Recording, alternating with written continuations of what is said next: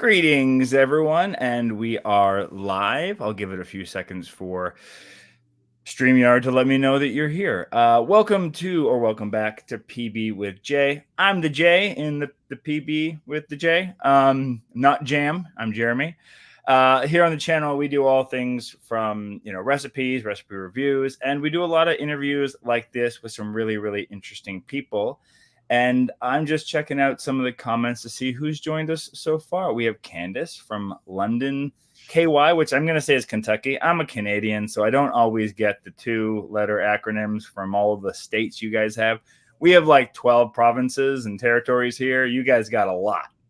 So it's a lot to remember and keep track. We have Kimberly. We have Jenny from Perth, Ontario. See, Jenny gets it. Jenny knows. She's a local Canuck.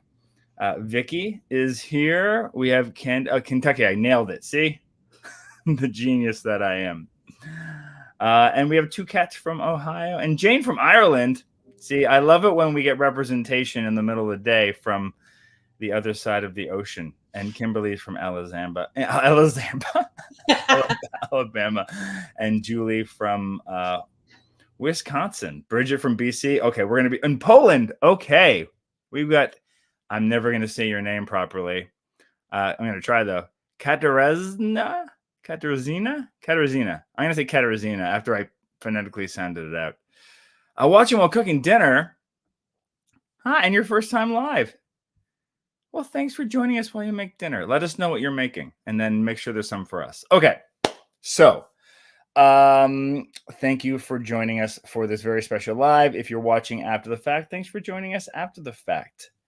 Today's guest is someone who was actually brought to my attention by a former guest, Crystalline Goodson, who we interviewed a couple weeks back here on the channel. If you missed her interview, please check it out. It was really a great and inspiring conversation. But today's guest is someone who is absolutely crushing their journey so far. Just this morning, I believe, they hit an amazing 115 pounds lost. We'll talk about how that happened and her story leading up to it, including a rare and really insane health story of her childhood all the way through self-medicating with food, fertility issues. There's a whole lot to unpack here. Oh, and she also went to college at the age of 14. So she's like our plant-based Doogie Howser. She's known on social accounts as Fit Liz Kitchen, but please welcome Liz Madsen. Hi. I'm really happy to be here. Thank you for having me on. Oh, I'm so happy to have you here. As soon as Crystalline told me about you, I just kind of looked you up and was just really obsessed with like catching up on all of your posts and feeds and whatnot. Well, Crystal's just the best, so. She's lovely. All right, everyone. So as per usual, if you have got a question, please throw a little Q in front of it while you're talking and chatting in the comments. It just helps me pick it out so I can highlight it and throw it up here at some point throughout the conversation. So Liz, you've got a big, long, wonderful, awesome story. We talked for a few minutes before we got on here, and I said that we could actually probably spend like 2 or 3 of these interviews just talking about her childhood and medical history, because it's pretty unique. And interesting. So let's get into that for as much as you want to, and we won't, spend the whole hour on it, but well, we could, because I'm very curious and I have a lot of questions myself.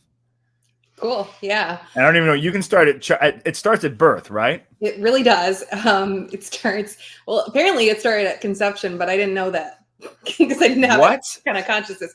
Well, so it's a genetic disorder. It's a mutation of a gene. So it actually starts like when those genes are being formed. So you can pass it on through genetics, or it can start with you. And it started with me. Not that I'm the only one it's ever happened to, but one of few. So yeah, I was born normal weight, everything. But I went into heart failure about 3 hours after being born. And they were trying to figure out why. And I had multiple holes in my heart, and I had to spend about 2 weeks in the NICU.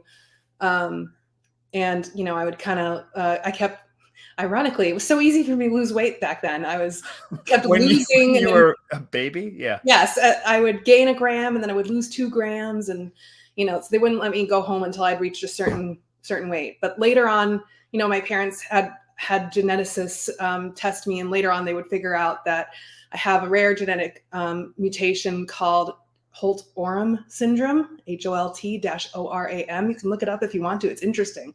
But it primarily affects the heart and the upper limbs of the body. So it can look anything like holes in the heart or leaky valves, or which I have both, or cardiac conduction issues, which I also have, to like, some people have like no right arm, or it's just like a hand attached to their shoulder. Like I had what was considered a mild case because they thought I might need a heart transplant before growing up. I did not.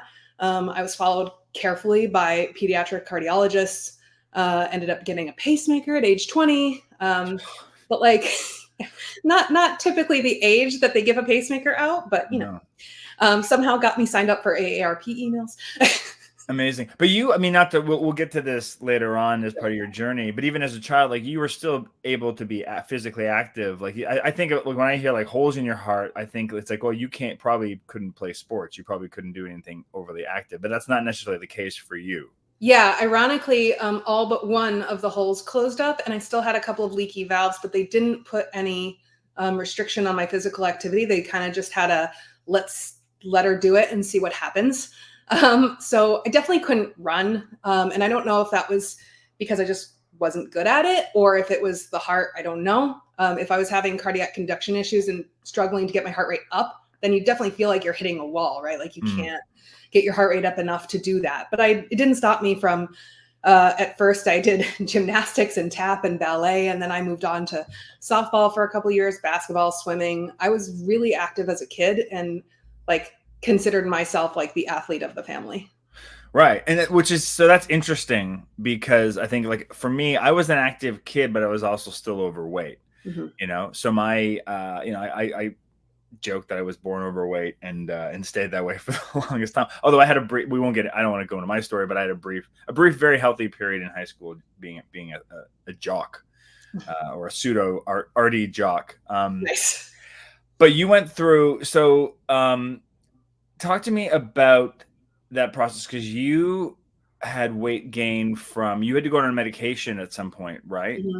Yeah. So we moved from my hometown in upstate New York to a small town in Minnesota, and I became very isolated. I mean, part of it was the move, but part of it was just me. I'm not going to blame everything on my dad. But, I stopped doing all forms of physical activity, became very depressed, had struggles with my mental health and kind of the way that I was coping with my emotions. So my parents took me to a therapist who recommended that I see a psychiatrist. And then they wanted to put me on medication in addition to talk therapy to try and mitigate issues. And they tried me on a bunch of medications, which had a lot of fun side effects, and finally settled on a combination of two. And one of the ones that they settled on, they gave me a very high dose of, and one of the side effects was weight gain. And I always say that the typical dosage for that medication is like 0.75 milligrams. I was taking 300 milligrams. And was that just to help with just mood, or what was the specific medication for? Anxiety. Well, it was an antipsychotic, generally prescribed for people with who are seeing having hallucinations. Right. I had more of anxiety disorders and obsessive compulsive disorder, and it was playing out or whatever in kind of just unhealthy ways for me. So I definitely understand where my parents and the doctors were coming from, but once they saw how detrimental this medication was to my health, I should have been taken off of it. Yeah. Because I gained nearly 100 pounds in about a year. Wow. At the age of 14, which is not at all. I mean, it's never healthy, but especially as a teen, and went from being, relatively fine, maybe a little chunky, but relatively fine, to being pretty overweight. Yeah. And especially during those years where, there's just so much, kids are shitty. Let's just say it, right? Yeah. Yeah. But you, at that point, because I know you were homeschooled at one point, right? Mm-hmm. So was the homeschooling during that phase, or was that before? Was that after? It started before, and then it kind of continued. When we moved to Minnesota, I tried public school again, just because I said, Mom and Dad, maybe the public school is better here. Can I try it? So I tried a sixth grade, and about 3 months in, I asked to be homeschooled again because it was still pretty bad. I had not even put on that much weight yet because I think I was still about 13. But I got mercilessly teased by the other kids about my weight, about my looks, about my, tiny thumb on my hand and the baby hands and the stuff that's related to my condition. You mentioned that, not that we want to gloss on it, but that you were one of the conditions of your genetic disorder, is that the right way to describe it? Yeah. Is that you have smaller, you said you have you wear like children's gloves or something, right? Yeah, I have shortened shoulders and collarbone. Like doctors immediately mention it when they notice me because they can see it. Shortened arm bones. I have some messed up wrist bones, which resulted in surgery later. But the most you can see is my thumb is really tiny. Wow. And it doesn't have opposability. So it's just like I can move it like this, but I can't. Nope. It's decorative. It's decorative. It's definitely not functional. I had some issues falling off monkey bars and zip lines. Broke my arm. I love that you tried though. Yeah. But now it's just, it's just kind of cute. It's kind of there. I say 1.5 thumbs up out of 1.5 thumbs. So it's still a good score. Do you use that? That's a fun little thing you can use on your socials because that's a unique thing that only you can do. I do it in work meetings too. Bless you. I mean, you're my people. You gotta be weird, right? Gotta be a little bit weird to exist in this world in these days. Yeah. So you're overweight as a kid due to these, health medications. And at this point, you started college at 14, right? Yeah. I can't remember if it the first course, I have a birthday in the summer. So I can't remember if I was 15 by the time the course started, but I know I was 14 when I took the ACT. My brother had piloted this program before me because he's 2 years older, and he took the ACT when he was 13, and then he started taking college level calculus courses because he's a nerd. Ended up with a PhD in math. Go figure. I did not get the math. So I started, taking sociology courses and anthropology courses, but it was kind of like, here, take these courses, but not toward any major, just kind of like explore and figure out what you're interested in. But as a 14-year-old, that's pretty amazing. I think my son is 14 and there's no way in hell he would have any interest in advanced academia at this point. So yeah. When you grow up with 2 college professors for parents and every dinner at the dinner table is let's do quiz time or let's talk about theoretical physics or we talk about farts a lot at our dinner table. So that's where I went around with my kids. I mean, we talked about the history of Senegal, but yeah, we were a bit nerdy. I did not grow up in academia by any means. So walk us through the next kind of period, because there's a lot of in your story that is trying different things to lose the weight, but then ultimately gaining it back. So walk us through some of that. Yeah. So in my teenage years, it started with inadvertently trying to give myself an eating disorder because I accidentally ended up in those online communities. And then I kind of saw how that was destroying my body. So I started biking 6 hours a day, which also was not great, but it at least stabilized my weight. And so I kind of stabilized around 200 pounds, maybe 180, until we moved to the next town, where I transferred to a different school, and that was in Illinois. And I tried a few different things, mostly it was cutting, watching my calories, sometimes a little bit cutting carbs. I didn't really follow any specific diet.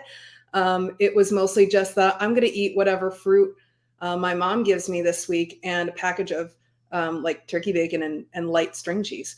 This is what I'm interested in college, and kind of worked. I was mostly cutting calories and walking everywhere because I didn't have a car. So that worked for a while. And then eventually I would gain everything I lost back because something would happen in my life and I would deal with it with eating lots and lots of ice cream and pizza and pasta and things like that, and eating out a lot. So broke my ankle, really upset about that. Let's gain all the weight back and then some. It was never like intentional, like I'm stopping my diet today and just screw this, but it was more like, I just feel bad this one meal and I'm going to get right back to it tomorrow. Yeah. But then that never happened. And then, that happened again in grad school. We moved to Ohio. I went to grad school. I loved grad school, but we were in a financial hardship. And that's when I had my wrist surgery, which was the most painful thing I've ever experienced. Healing from that, because it was like they go into the bone. So like, apparently that's just the worst. Not that I've given birth, so I can't speak to that, but it was pretty awful. I mean, comparatively at that point in time, I think, once, if you have kids at some point, then you can update us. Yeah, I will. Yeah. And so I dealt with all that by, eating and poor choices and my addiction to dairy, despite being lactose intolerant. So, I mean, not that I'm lactose intolerant, I'm just not a baby cow. Yeah, we're not, spoiler alert for those that aren't aware, human beings aren't actually designed to consume cow milk. Yeah. Shocker. Yeah.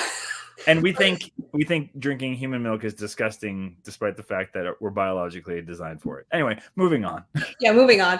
And then I at this point, I think in Ohio, I was up to 300 pounds, which was, really starting to affect my health and my energy and my ability to, like, I didn't go for walks. I didn't go do any type of exercise at all. And we moved to Florida for a job that I got after graduation, which ended up being a pretty toxic work environment for me.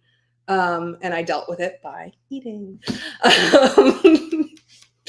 And then one positive thing that happened in Florida is we got, my spouse and I got married. And on the honeymoon, we went to San Francisco and walked all over the city, and I ended up losing 7 pounds in a week. And I thought, this is a great way to start my weight loss journey again. So I did that. And then we ended up moving back to Illinois because we were unhappy. And then I kind of fell off of it again for a little bit. And then we found veganism. We watched the Forks Over Knives documentary because I had been having these feelings that, like, I know dairy was making me sick, and I'd go through periods of cutting it out and feeling a little bit better. And I kind of wondered if meat was doing the same. So I watched this documentary, and my partner was like, let's go vegan, like, now. And I said, do you want to do it tomorrow after we have a nice dinner? And they were like, no. That's like me. I didn't go vegan overnight. My story is like 13 years long from going from like omnivore to fully plant-based. But I remember when I went vegetarian, or at least pescatarian overnight, was after watching what was it? Fast Food Nation, Richard Linklater's film. And there's like, if you haven't seen it, at the end, it has a kill sequence montage. Yeah. And I went to a wedding the next day, and I had selected beef probably as my entree, 3 months earlier when I RSVP'd, and they brought the plate over, and I just looked at it and I was like, I can't eat that. No, thank you. I'm sorry. Is there a vegetarian meal? If not, if you could bring me another plate without this on it. And they brought it back with just like the meat juice was still on it. I was like, this is very upsetting, but I'm going to just eat around that area. But I remember just like looking at it and just being, I think I think, people with addiction issues, refer to it as a moment of clarity, right? Completely. Where you're just like, yeah, no, I don't do that anymore. Yeah. It was like I woke up like the Matrix. Like, it was just like, I can't be a part of that system anymore. Yeah. I'm a new person now, and I can't. And there's a million, the Matrix, the allegory of the caves. There's a million examples of that. Yeah. Ideas like, well, now I see the world differently now, and I don't want to go back in the box. Yeah, exactly. And if only when I did that, I had stuck with the whole food plant-based that the film and the organization Forks Over Knives like promotes. But we just got stuck in basically the same kind of food, but veganized, because we lived near Chicago and it was 2017. We could get anything we wanted but vegan. And you know, fast forward through like COVID and more jobs that I felt, you know, unhappy in, or I was just dealing with normal work stress, but in an unhealthy way. Right. And just, you know, I went from eating a bunch of junk food and realizing, okay, I'm still gaining weight. Maybe I should pull back and start cooking meals at home. Yeah. So I tried that. It didn't help. So let's stand there for a second, because I think I literally was just, you know, responding to a comment on our YouTube channel from somebody commenting on the fact that I might have a few extra pounds because I had something that was unhealthy. You know, a nice little body shame was, thanks for that. But also just like, well, of course, you know, vegans need, you just can't sustain and you know, the point I'm getting to is they're basically, I think it was one of those typical people who was under the illusion that it's like, well, all vegans are skinny and all vegans eat, you know, carrots and, you know, just celery, and that's all you eat, right? So the idea of like, you know, a fast food, junk food vegan doesn't, you know, most people don't understand that it's like, you know, veganism isn't necessarily about health necessarily. It's about, you know, the animals. Right. And so it's, especially now, like, especially in 2024, like you just said, you can eat pretty much, there's a version of everything vegan for everything not. And especially in terms of fast food and processed food, because, you know, industries realized real quick they can make a buck off of that. Yeah, I can go to any grocery store right now and get like 5 different vegan burgers, all loaded with grease, 5 different vegan chocolate bars, vegan chips, like just, I mean, pizzas, ice creams. Yeah, like there's pizzas, there's everything, but it's not necessarily anything that's healthy for you. I mean, it's maybe better because there's no cholesterol, but and less saturated fat, but like it's not like by any means like a health promoting food. No. Yeah. So you're you know, you switched over to being a vegan, and that was what, like 6 years ago? Yep. Yeah. And then so what was the moment, because it was last May, right, when you shifted over to going more of a whole food plant-based direction? What was the impetus for that? We had just gotten over having COVID and back-to-back episodes of strep. So I decided to go like get a whole host of doctor's appointments because it had just been a while. And I went to an OBGYN appointment, and in addition to being at the top of my highest weight ever, which was 354, which at 5'5", not a great weight there. I talked to the doctor about kind of abnormal bleeding and just, you know, troubles trying to conceive. I went off birth control because I hated it around the age of 30, and I'm like 33 now. So like I went off of it just because I thought, well, if we get pregnant, that's great. But I just don't want to like experience these symptoms anymore. And we hadn't gotten pregnant, and I really wanted a kid. And I kind of thought, well, maybe it's because of this abnormal bleeding. So maybe I should get things checked out. Haven't seen an OBGYN since before COVID. So I saw one, turned out had very large polyp sitting in my uterus, and had that surgically removed. And it came back from pathology that it was precancerous. A condition called endometrial hyperplasia with atypia, which basically just means that it is a hyper thickened lining of your uterus. So instead of, you know, getting recycled when there's no fertilized egg, it just builds up, and those cells can become, you know, cancerous. It's overexposure to estrogen, and part of the thing is that when you're really obese, you can have a lot of problems with your increased estrogen. It's not necessarily everybody, but it can wreak havoc on your hormones. And I never really realized that. And so my doctor told me there are 2 treatments that we're going to do, because I know you still want to have kids, because otherwise the treatment would be a hysterectomy. And I didn't want that, because I still want to have children. And she said, we're going to treat it with therapy, like hormone therapy. And we're going to treat it with weight loss, because the less fat cells that are in there, the better. And this is typically how this condition is treated. And I said, well, that's a really good reason to get freaking serious about this and do it this time and not fall off, because like literally I'm losing weight to avoid getting cancer and to be able to have children. And those are 2 things that are really important to me. Yeah. Especially back in the cancer part. Well, it's interesting. But like, I always mention this when to people. I'm like, well, what's your why? Make sure it's real, emotional, and strong. Check. You have the best why I've ever heard. Staying alive and bringing children into this world. Yeah, it's like a lot of anxiety inducing, but it's also really important to me. And I will tell you that the progesterone does make it a little harder to lose weight, because one of the side effects is weight gain. So we're battling that.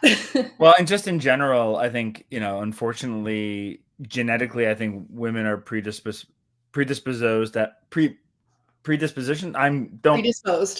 Thank you. Thank you for helping me with my words. To just weight gain. And it's harder to lose weight, in general. So yep, definitely.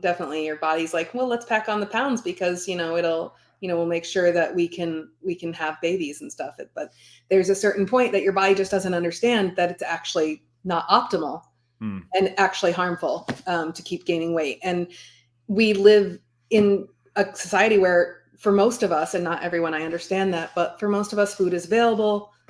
There are lots of different kinds of food available and lots of different kinds of food that are appealing. And the healthiest food is not the cheapest. It's not the cheapest, and it's not the easiest maybe to prepare fruit is, but maybe you don't know how to cook vegetables or tofu and things like that. So we've just shifted our societies where it's like we don't put a focus on those kind of unclean whole foods. Like it's like the 1950s when all microwaves and all this great technology came along and just put us all back like 200 years in terms of just health. Yeah, completely. So it was definitely like a process, like unlearning. Like I read all the books, like Unprocessed by Chef AJ, and I read all the books by Dr. Michael Greger, and all of those like helped me see that there is a way to eat most whole food plant-based foods are pretty healthy. I would argue that there are some that are better for weight loss than others, and I try to keep it to mostly whole plant foods in their whole form as much as possible, as little or as few packaged foods as possible. But I became really serious about it. And at first, I overhauled everything about the way I was eating.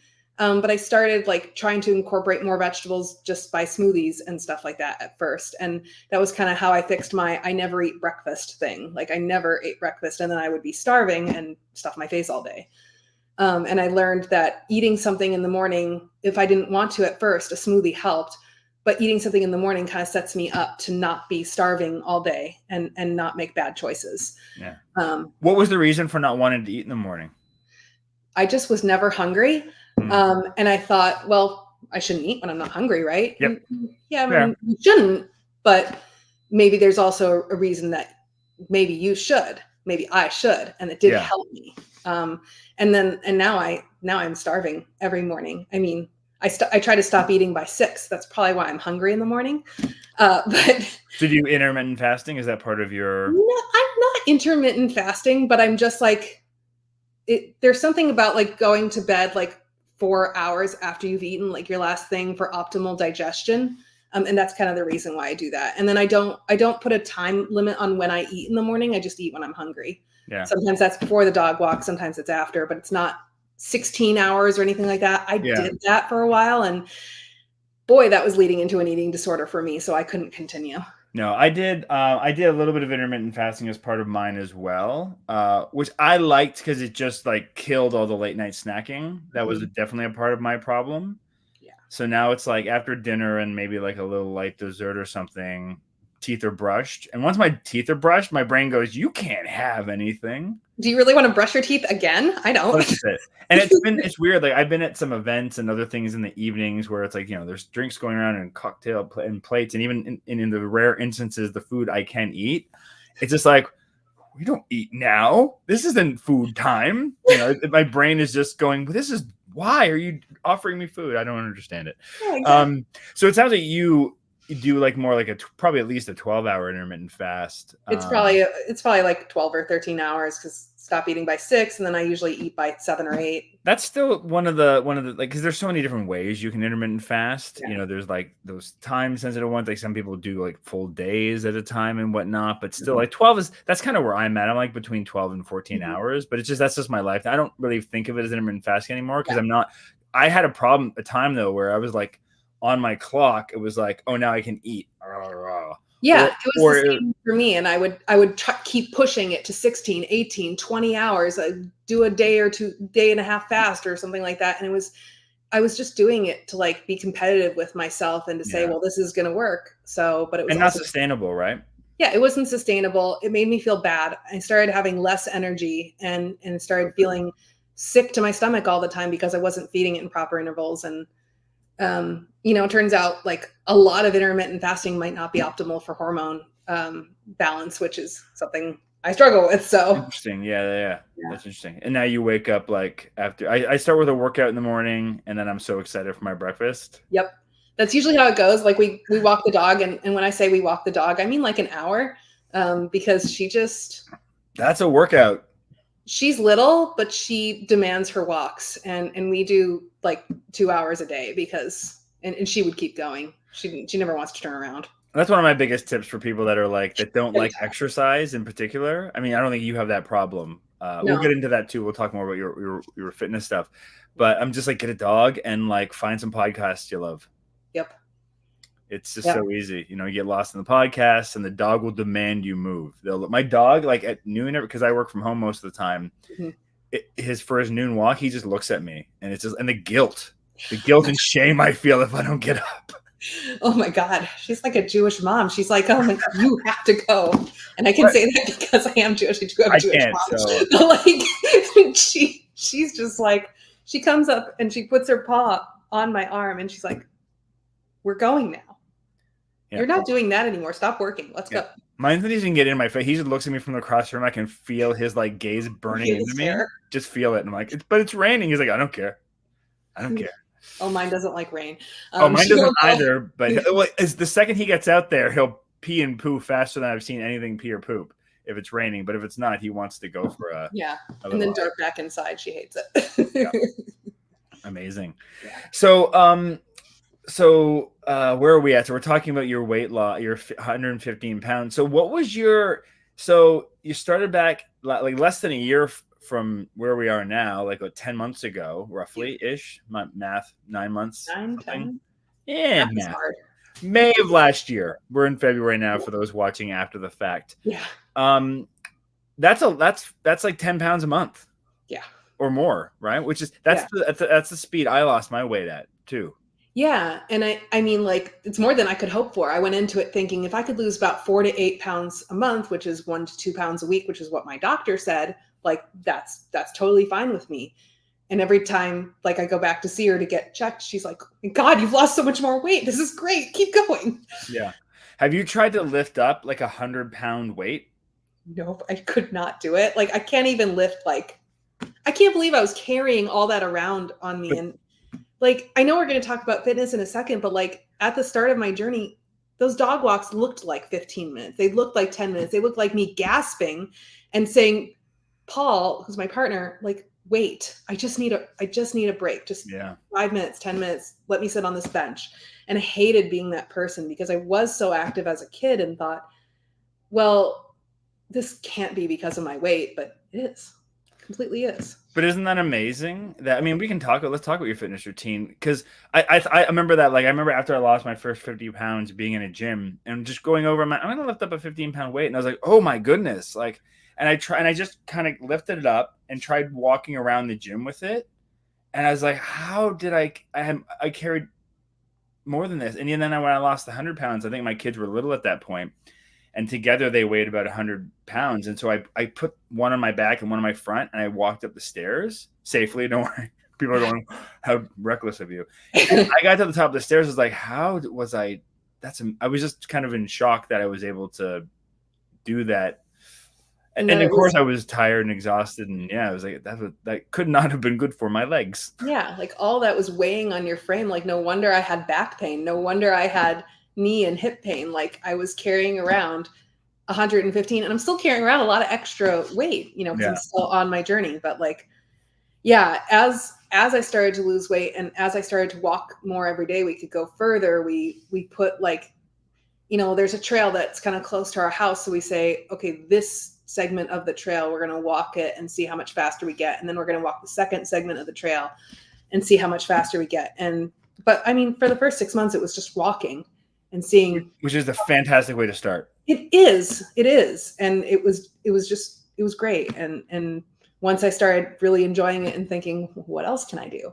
I got a bike for my birthday and started bike riding a lot. Like yesterday we did 20 miles and like, you know, working on it. It's so much fun getting into these things that I really enjoyed as a kid. And now I can do them again. And I asked my cardiologist if I could swim and he was like, go for it. So I started swimming again and that's really fun because it's basically zero impact. Because there's nothing harming my joints as long as I just stretch first and don't overdo it. Like now I swim like a couple hours a week and it's just so much fun. Like my partner says he swears I smile when I'm doing it, but like, I'm just trying to breathe, man.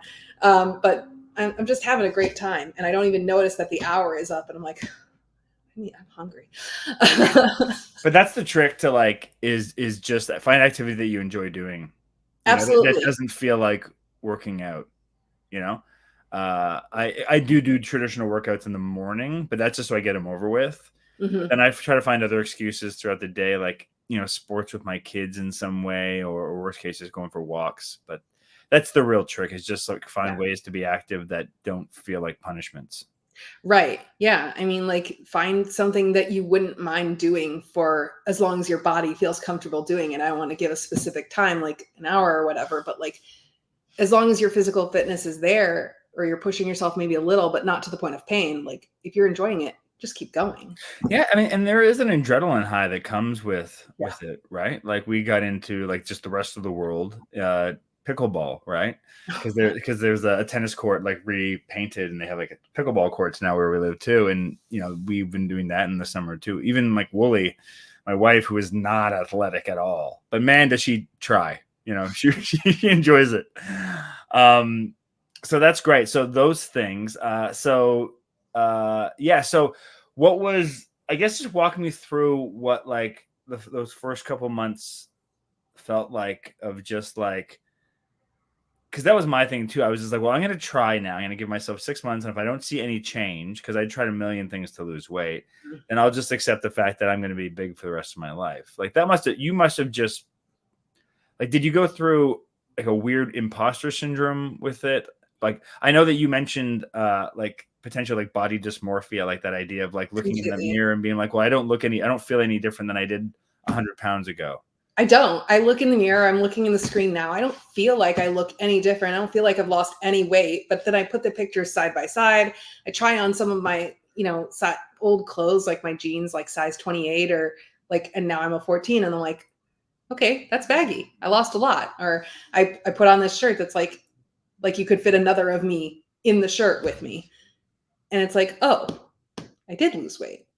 But you know, I know it's body dysmorphia. I know it's just like your brain has to catch up because, you know, I'm losing weight like actually so fast that my mind cannot keep up. So it's a really weird feeling. But like the fact that like things that don't stretch and don't like change at all, like my winter coat or my rings, like they keep getting baggier and baggier and looser and looser. And I thought, well, that's not a lie. That's not me measuring wrong. That's not me guessing or the art of photography. It literally just, it's too big. I literally lost the weight and now it's too big. Yeah. That's cool. So as you mentioned, so you're 115 pounds down as of this morning, I believe, if social media is to be believed. So 116 actually today. Oh, look at that little flex.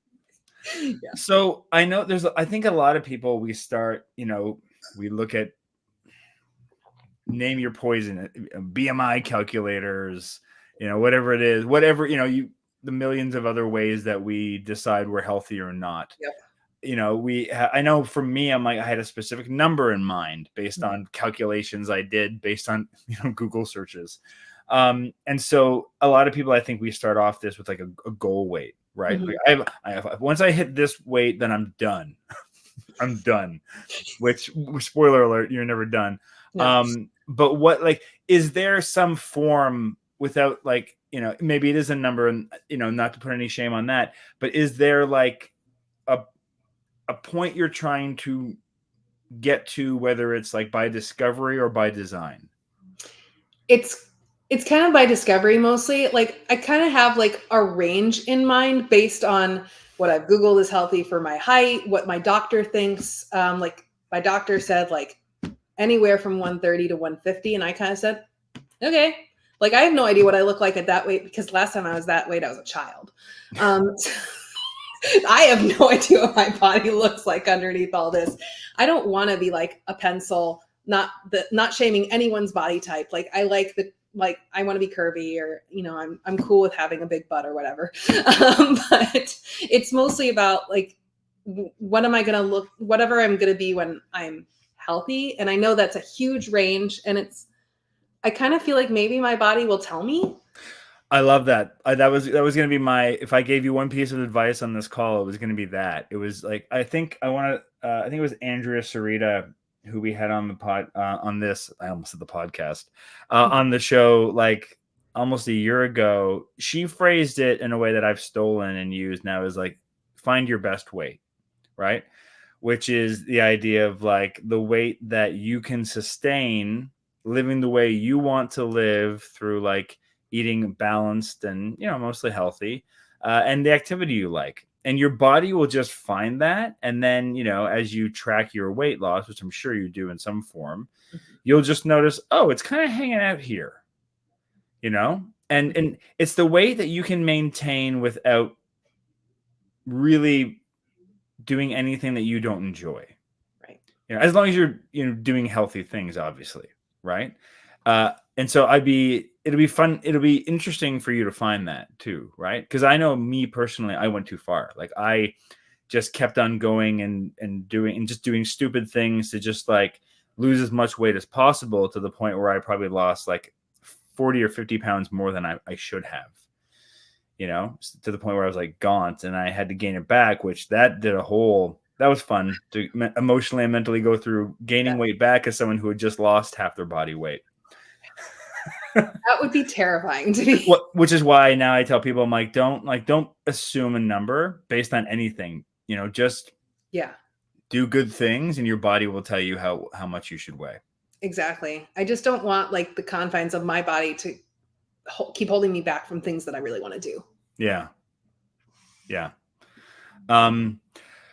So I've got a couple questions here. First of all, there's so many lovely. Crystal G, who also we know is a friend of the channel. Also, I think she also said over here that you're the best. But we'll go back to her other comment. You're both amazing, wonderful people. But yeah, I think we talked about a little bit too, the body dysmorphia as well, just like not knowing what we look like under all these things. I don't know if I've mentioned it here, but one point I was asked at an event. This is after I lost my weight. Someone came up to me and said, "Hey, has anyone ever told you look like a skinny version of Jeremy Lalonde?" And I was like, no, you're the first. And then we chatted for more. And they're like, "Oh, by the way, I haven't introduced myself." And I was like, "Oh, I'm Jeremy Lalonde." And they were so wonderfully embarrassed.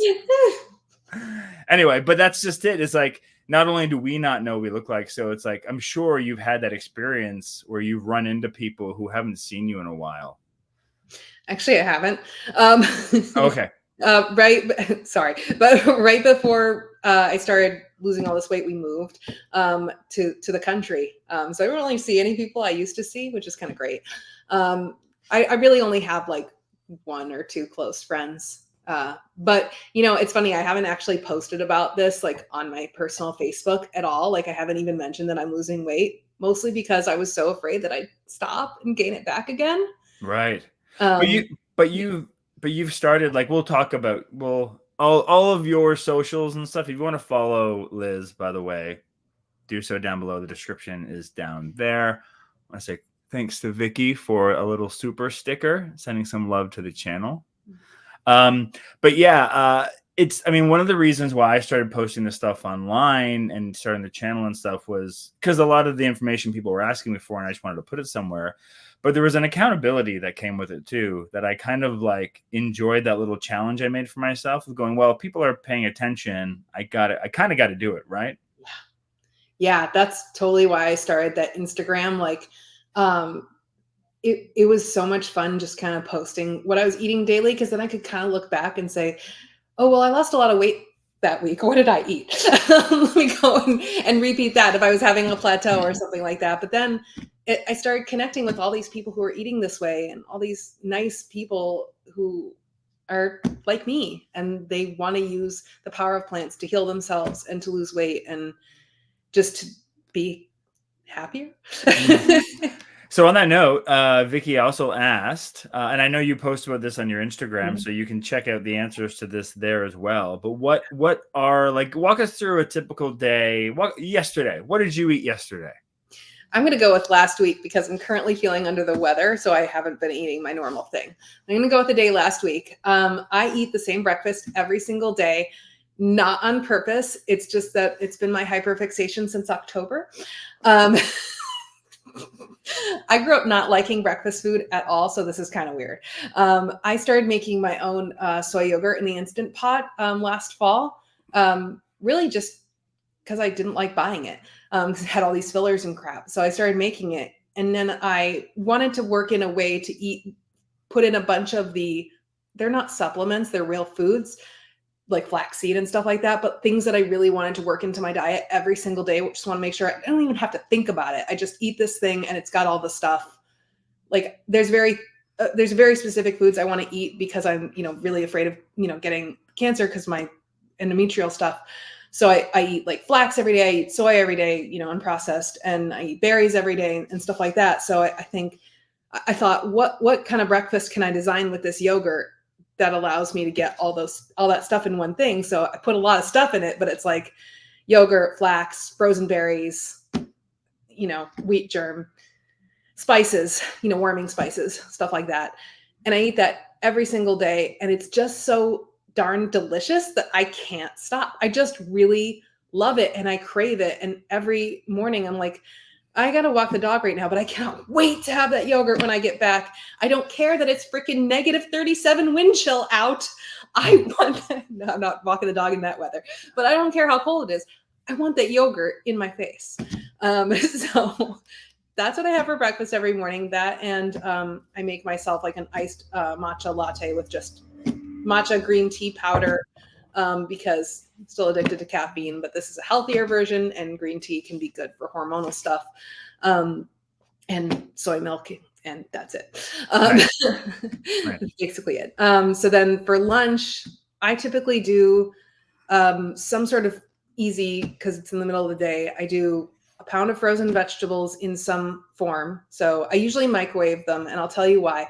I used to air fry everything, and I love the air fryer. However, what it does is it sucks all the water out of everything to make it crispy. But then in my opinion, it feels like less volume. And I'm a volume eater, and I need a lot of volume to stay full. So by microwaving or steaming my frozen vegetables, I'm keeping a lot of that water in there, and it makes me feel more full. So but if I want something crispy like tofu, I'd definitely use the air fryer for that. Yeah. But yeah, I eat a pound of frozen vegetables with something else for lunch, usually a starch like potatoes, sweet potatoes, whole grains. Dr. Greger of nutritionfacts.org has a really great recipe for this thing called brole. Yep. I know Jeremy knows about this. I know brole. It's a barley, rye, oats, and lentils. And it's like just all these whole grains in a bowl, and they're just delightful. And I think he's actually updated it. I can't remember what the new thing is that's in there, but yeah, check it out, because I think he updated since that one book that he talked about it in.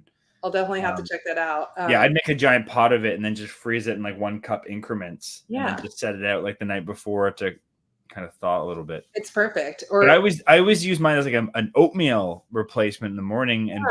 But it's such a neutral thing that it'd be easy to make a savory thing. Savory, sweet. Yeah. And I started like kind of experimenting with spice blends. So I make like a cheese powder and a mushroom powder. So I put those on it, put a little bit of balsamic vinegar on there. And I try to eat like like most of the vegetables that I'm choosing, like tend to be cruciferous vegetables because those are also can help prevent against cancers and things like that. So I try to eat those for lunch plus a fruit because I need dessert for every meal. So it's always a fruit. It's usually a citrus in the winter. It's usually something tropical in the summer, like mango or something like that. And then for dinner, I try to mix it up.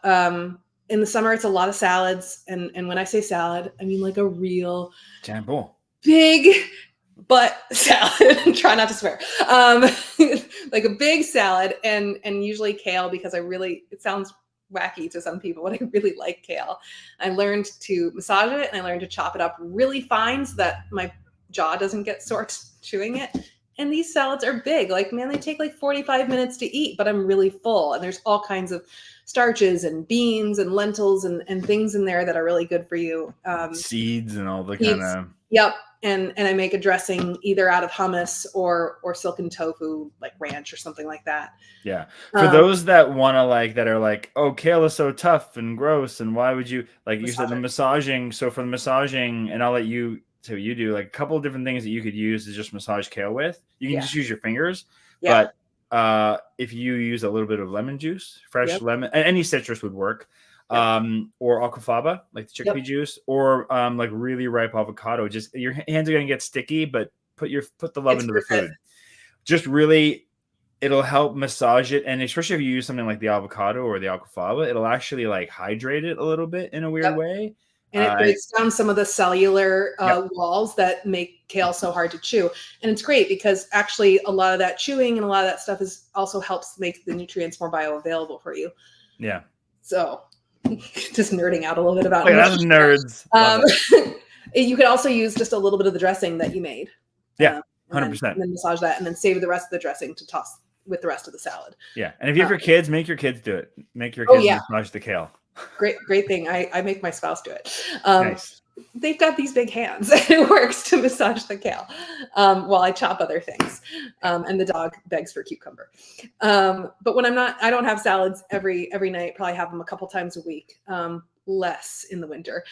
In the winter, I make a lot of big vegetable soups. And then what I tend to do is I'll add like the night I'm eating it, like a cup of beans or a cup of whole grains or serve it over potatoes or something like that.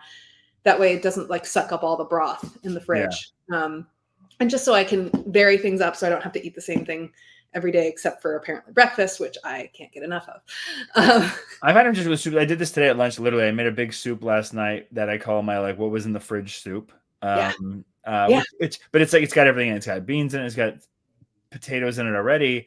But it does like thicken up. So the trick to that is just add a little more vegetable broth to it in the morning and just makes the soup last longer anyway. Exactly. Yeah. I always keep a little bit of vegetable broth in my fridge to revive the soup. It's great. And then if I'm not having soup or salad, I have a lot of pasta, to be honest, but I make it whole grain pasta and I measure out the servings so that I can, not overeat it. Cause it was one of those things I overate. I did struggle, with kind of eating too big of portions of the wrong thing.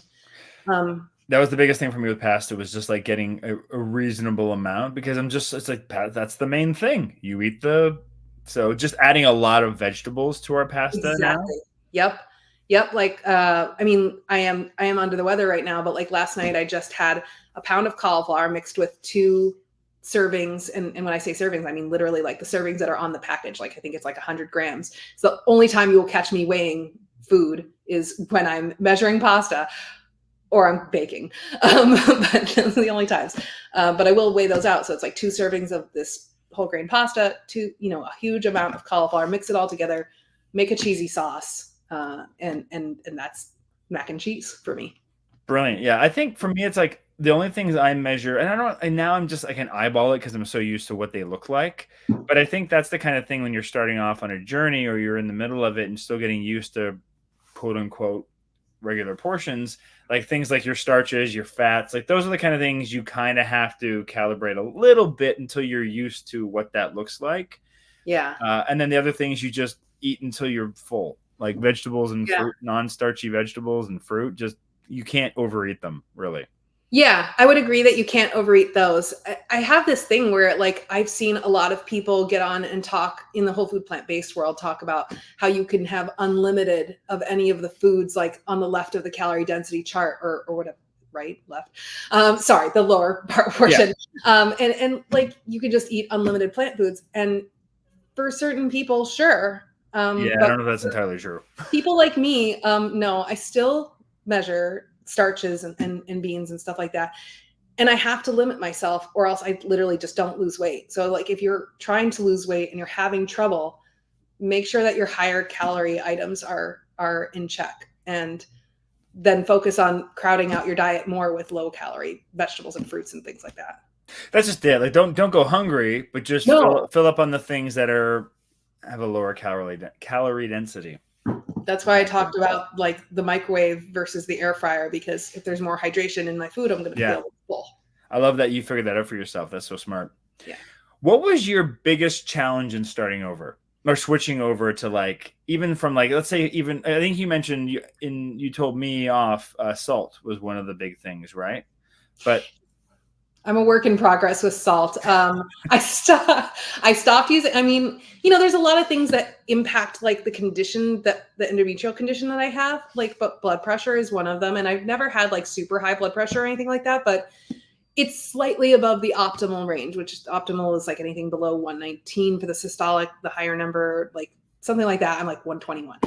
Like, so I cut out salt and I stopped adding it in my cooking. I try to pick as many, you know, low salt. It's really hard to pick everything low sodium. I mean, like even Dijon mustard has too much sodium in it. I don't know why, but I'm not drinking the whole bottle. I'm just using a half teaspoon, but whatever.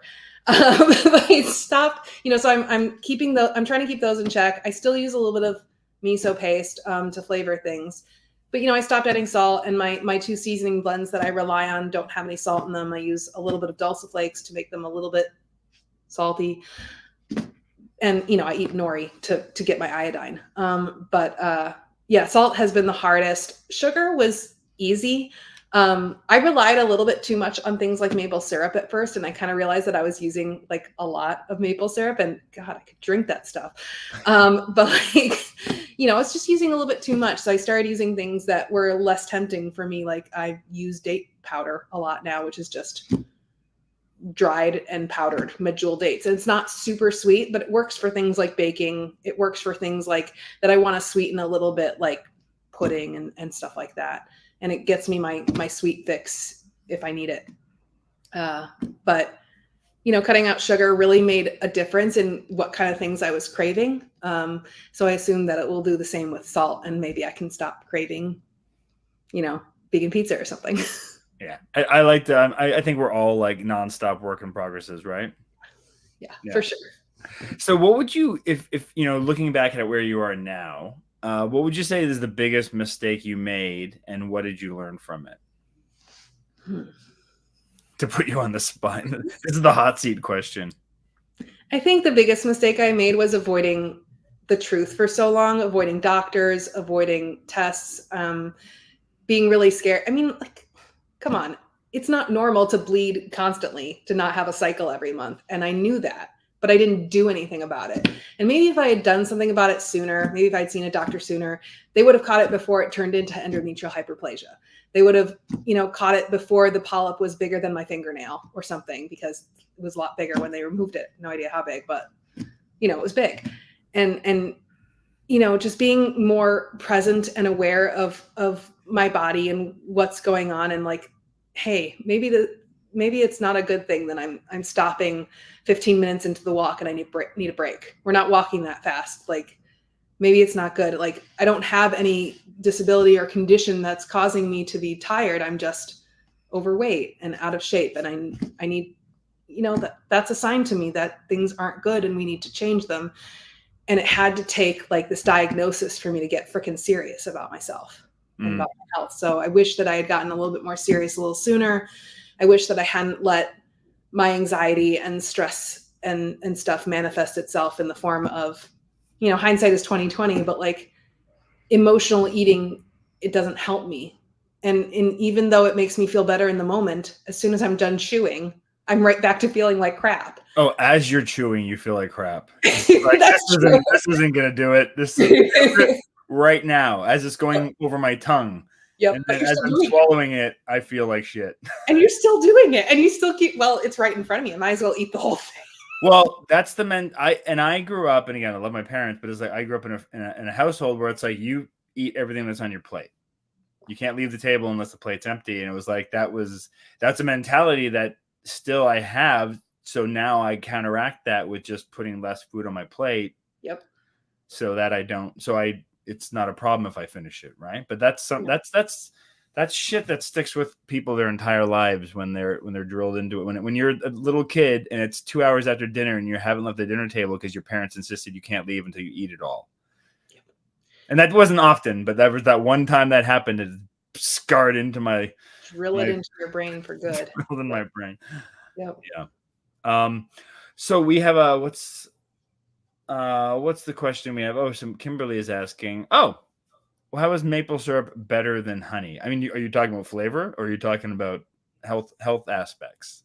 Do you have any thoughts or opinions on? I think that they're both refined sugars, and they're not. I don't eat honey because I'm vegan. But like, look, they're both like reduced sugar, and they're both high in sugar. I wouldn't say that one. Personally, I don't think one is better than the other. I mean, obviously, I wouldn't eat honey because I'm vegan, but if you're not vegan, maybe Jeremy could speak more to this. But like, they're both refined sugars, right? Yeah, it's such it's a divisive thing, even in the vegan community. I know vegans that have honey because they're like, well, it's not an animal product and it's an animal. They're blah blah. Anyway, but I know. I stay out of it because I just don't have a horse in that race, and but I think that is the typical thing. Is like, maple syrup is 100% a vegan product, and honey is, I think most people that are like real proper vegans would have I think Jane even has something here. Honey is food for bees, not humans. Commercial honey is growing very bad for native bees and environment. Maple syrup hurts trees, maybe. Yeah. I mean, maple syrup, it's the sap is coming out anyway, but good maple. I know some maple farmers and they treat their trees very, very well, and the trees survive and thrive for many, many years. So I think the trees are okay. I don't know that for sure. I would say that, Google will show you the health benefits of, there's fiber in maple syrup, even though it's boiled down. There's more nutrients in maple syrup than there is just pure sugar. So, I mean, sugar is sugar is sugar. Yeah. From that point of view, it's not necessarily the healthiest thing to put in your body. So I'm Canadian, so we have maple syrup coming out of our taps, in the house. But you should still have it within moderation. But that's our sugar choice at our house is maple syrup, because we have a maple syrup hookup. So we get a good price, and I use that in my baking. But yeah, so flavor wise, I think it's far superior because it tastes like maple. Delicious. But that's just one Canadian's opinion, and you will not convince me otherwise. And there's also the bee aspect of it. I would love to know. This is something. If anyone else has any other questions, throw them up now. But I would love. This is something I ask a lot of people. And you're a kitchen nerd, so if you could only recommend 3 kitchen tools to somebody that's kind of starting off on this eating this way that will help them immensely, what would you suggest? Only 3. But they can be any kind of tools. It doesn't have to be like an appliance necessarily. It doesn't necessarily have to be an appliance. It can be any videos. That's okay. Yeah, people have different answers. So it's like you can be creative with something that you would use something that helps you cook. Okay. Or prepare food. Number 1 is proper chef's knife. And I just, as a food blogger, I kind of assume everyone has good knives, but it's not true. And obviously the best knife is a sharp knife, right? Because a dull knife is just a recipe for disaster and hurting yourself. But my life in the kitchen changed when I got a proper chef's knife, and it makes everything better. And I apparently have a whole set of knives, but I favor just this one knife. And it gets used all the time. So I keep it sharpened, because it's just, a sharp knife will get you so far. Like you don't even need really a food processor to chop stuff. You don't even need like a serrated blade to chop tomatoes if your chef's knife is sharp enough. Yeah. Do you sharpen yours yourself? I make my partner do it because I hate the sound. But before we had like the tools to do that, we just took it to the kitchen store and they did it for us. But I said to my partner like last year, I can't do that anymore because they make me go without my knives for 5 days and I can't do that. Yeah, no. And you can buy like the stones. I'm long overdue for a sharpener in my house.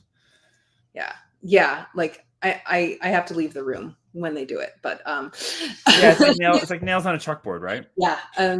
It doesn't bother them, but it bothers me. But yeah, knife is number one. Right. Knife is number one. I really love my blender and it gets multiple uses a day. And it is, I did invest in a high powered blender because I had bad luck with old other blenders, and I'm not going to mention any names. But the high powered blender I use now, multiple uses per day. I make hummus every 3 days, so I make a lot of hummus, and it helps me get really creamy hummus. I blend for 2 minutes straight to get really creamy hummus. Dressings, any kind of sauces, pancake batter, basically anything you can think. Spice blends, I literally blend in the blender. Nice. So that's two. That's two? That's two. It's tough, right? It's always the third one. Really tough. I'm going to say sorry, Rufus. A really good set of cookware. Like pots that you enjoy cooking in or that cook well for you. I've had the same set for like 5 or 6 years and they hold up completely to no oil cooking. And I just love them and I will never use anything else. I agree. Sorry, Rufus was he's right underneath my bum. Hi, buddy. Yeah, I agree. Having a pot that you hate is the worst. Yeah. Having a bad knife, having a bad pot. These are things that are going to make it really hard for you to eat any type of vegetables. And from what I've experienced to be successful in this lifestyle, you need to eat a lot of vegetables. You need to make them in a way that you like them. Yeah. And I get that comment sometimes on our channel that people are like, well, I don't like to cook. How do I eat whole food plant-based without cooking? It's like, that's, if you're very wealthy, there are food services out there that can deliver foods for you. Definitely. However, if you're not, like, I don't know, get over it. Like, just eat really simple meals. Just eat really simple meals. Really simple and kind of meal prepping some of those things. Like you don't have to do it all on a Sunday afternoon. You can do like a rolling meal prep where you just make something when you're out of it. Yeah. I don't know. I feel like not cooking a lot means you eat a lot of the same food, and I like variety. Same. Yeah. Ryan wants to know what the name. You don't have to shame the bad blender, but you want to give a shout out to the good blender? Shout out to the good blender is Vitamix. I just really love it. Yeah, and I think we have a discount code down below for Vitamix as well. I swear I did not set you up for that, but you can use that down below. Kimberly wants a good walk. I highly recommend a good walk, especially because in this we have a stir fry at least once a week. Yep. And especially for our stir fries are just so. We used to cook our stir fries in a soup pot. That's what I do. Yeah, because of how many. So that's what you can use for a stir fry if you don't use a frying pan because you won't be able to fit it all in. No, I use a 4-quart soup pot. Actually, there's a video on my YouTube channel of me making a stir fry in a 4-quart soup pot, and I really don't care if there's extra water because I just eat it. It just becomes the sauce, right? Yeah, it'll blend. You want really crispy, then maybe you need a wok. But I've never cooked with one. I might get one eventually, but it's not real high on my list. No, and you can make do. You could easily make do with a wok, with a soup pot. We did that for the longest of times. Yeah. Well, let's let people know. Again, I mentioned down below where you can find you here on the socials. But tell us about what you've got an Instagram channel. What else are you working on under the Fit Liz Kitchen? Fit Liz Kitchen, right? Fit Liz Kitchen. Great. Liz getting fit, at least trying in the kitchen. Not in my kitchen right now, but I usually am. So I actually just launched a blog like yesterday. It's my second blog. I already have a food blog. It's vegan, but it's not necessarily all healthy-ish, which my partner now runs, so I don't have to eat all of it, although I do eat a good amount of it, but all within the whole food plant-based umbrella. So my new site is called fitlesskitchen.com, and I'm just publishing the healthy recipes that I eat and enjoy. Yeah, and I do that here on YouTube also. There you go. So all of the stuff is down there, and if it's not, I will double check it, and it will be down there shortly. So please check that out. Thank you so much for your time, Liz. It's been so fun chatting with you and getting to share your story with everyone else. So for those who don't follow this channel yet, follow us, but also please follow Liz on her socials because she's got a lot of great, amazing information, and you should be part of her community as well. Love it if you follow along. Yeah. All right. Thanks, everyone, for watching, and we'll see you later on. We have another one of these coming next week. I'm going to double check. Yeah, I think next week we're doing a live on Monday, and we're doing it with a fellow YouTuber from the channel Let's Eat Plants. So unless that changes drastically, come back next Monday afternoon at 2 p.m. for that. Thanks again, Liz, and everyone. Thanks for sticking around and watching. Thank you. Bye.